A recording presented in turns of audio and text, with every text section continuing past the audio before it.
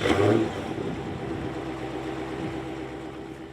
the heels of the engaging Giulia luxury sports sedan, the Italian Alfa Romeo brand is bringing to the United States its first sport utility vehicle, the Stelvio. Now, the Stelvio competes roughly with things like the BMW X3, the Infiniti QX70, particularly the Porsche Macan and the Jaguar F-Pace. Now, two things tend to distinguish Alfa Romeos. One is how they look. And even though this is a design you don't see that much in America, it's been around for decades, this shield grille and overall front end design. It manages to make the vehicle look really distinctive in the US market without looking ugly. The other thing that Alfa Romeos are known for is how they drive. So let's take a look for the first time at how the Stelvio takes to the streets. Unfortunately, the full performance quadrifoglio version of the Stelvio doesn't come until 2018. They're launching, starting now essentially, June, July, in dealerships near you with the regular Stelvio and Stelvio TI. What we have here is the first catch of the day, the Stelvio TI equipped with the Sport package. When the Giulia sedan came out, it started out in the quadrifoglio version, which is the performance version. They flipped it for the Stelvio, and I was a little disappointed at first until I found out that the regular Stelvio and Stelvio TI, which is what we're driving right now, has 0 to 60 times of roughly 5.5 seconds, which is pretty darn good. Overall, the powertrain is pretty impressive. It is a 2-liter turbocharged 4-cylinder. It has 280 horsepower and 306 pounds-feet of torque. Now, the specs say that that torque peak starts at about 2,000 RPM. It feels like it's probably a little bit higher than that. When you stand on it from a stop, it does tend to take a little bit of time to get going, like it needs to get through first gear, but it definitely delivers after that point. One of the strongest aspects of the Stelvio is its powertrain, not just strong in terms of horsepower, but the way the transmission behaves. It is super responsive. It upshifts quickly, it downshifts quickly, and you feel it when you're in an automatic mode, but you can really see it if you go into manual and use the paddles. The paddles come in the optional sport or performance packages. I'm just, whacking these paddles and the tachometer needle just jumps immediately. And it's not to say there aren't other vehicles out there that have quick reacting transmissions, but more often we see this in dual clutch automated manuals. This is more of a conventional automatic transmission from ZF, the supplier in Germany, and many manufacturers use this transmission, but I gotta tell you, it is not this quick in those vehicles as it is here. And I also like how big these paddles are. They're big aluminum paddles attached to the column, so you always know where they are. Even if you're in normal driving, you're turning at an intersection or something like that, the steering wheel is turned more than a few degrees, you still know the paddles are there. Pretty much start to finish. If you're going to have an automatic transmission and attempt to make the car sporty, the Stelvio does it right. A quick reacting automatic with really big metal paddles attached to the steering column. That's the way to go.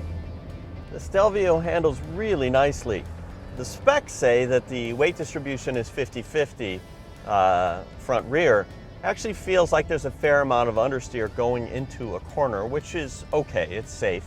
Q4 all-wheel drive is standard, but technically the layout of this platform is a rear-wheel drive architecture. So you really have the feel of a rear-wheel drive car, even though it is all-wheel drive all the time.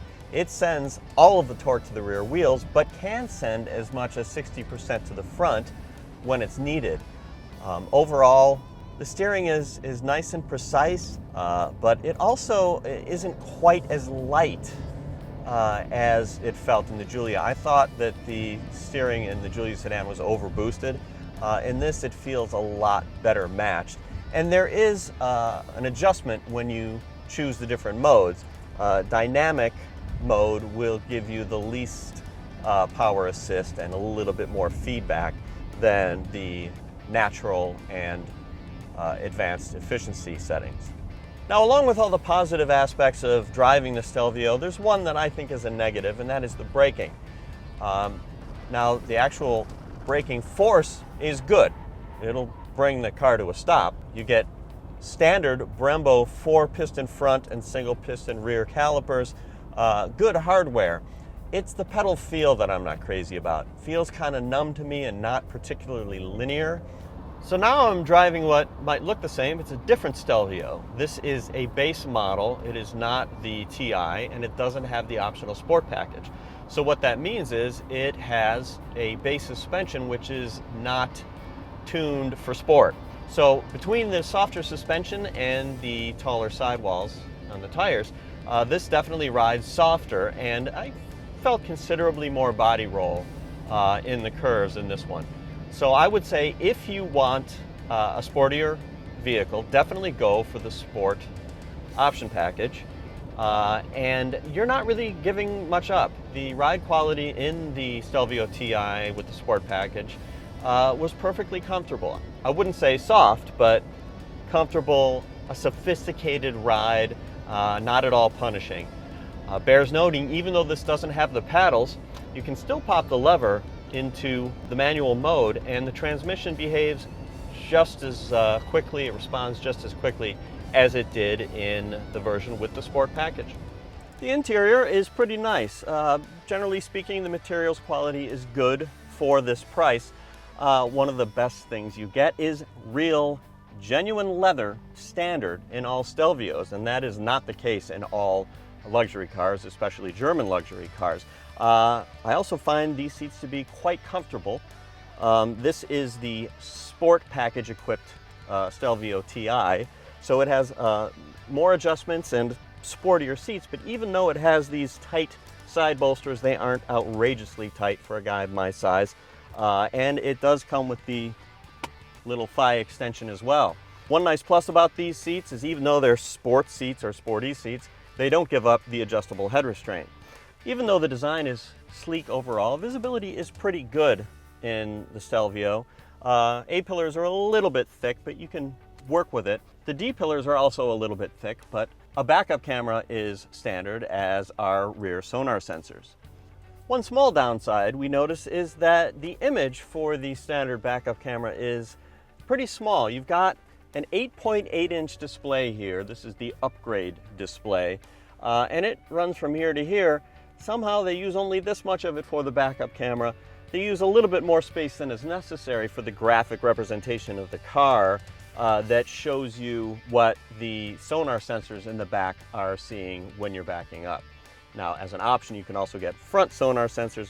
Point being, this graphic aspect doesn't have to be so big. I'd rather have a nice big backup image. Having been in the Giulia sedan recently, I was really pleased in the Stelvio to find that the controls, the multi-function controller here, has a better feel and sound. In the Giulia, it was more of a rickety feel and sound. In this case, it's much better, though I have to say the DNA control for the driving modes, probably a little better than the Giulia, but not quite as solid as I'd like. One thing that does carry over from the Giulia, unfortunately, is the spring-back turn signal lever. Automakers are getting away from this. Even BMW, which started it, has gotten back to the kind where you move it down and it stays there until you make your turn and then it pops back up. Complicating things further, this one, if you hold it, after a few clicks, it stops clicking even though you're holding it down. It's just a weird thing. Probably wouldn't bother you right now, but once you buy the car and own it, it might bother you. Overall, the Stelvio delivers on Alfa Romeo's promise of style and drivability, and Alfa is being quite aggressive with the pricing. With a starting price of just under $43,000 with the destination charge for the base Stelvio, you get a lot. You get the all-wheel drive, you get the backup camera, the rear sonar, you get Apple CarPlay, Android Auto, bi-xenon headlights, power liftgate, 4 USB ports, lots of stuff that people want these days. And if you compare that with competitors, the Jaguar F-Pace starts at essentially the same price, but that is with the diesel engine, nice and efficient. But if you want a sporty SUV, you're going to have to go with the gas engine, and that's going to cost you more. And as for the Porsche Macan, for that, you pay $5,000 more, and you get less. Sporty SUVs are definitely not a new idea, but somehow the Stelvio makes it feel that way.